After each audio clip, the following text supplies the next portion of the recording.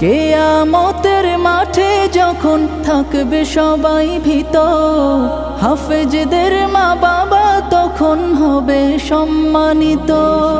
কিয়ামতের মাঠে যখন থাকবে সবাই ভীত, হাফেজদের মা বাবা তখন হবে সম্মানিত। তাদের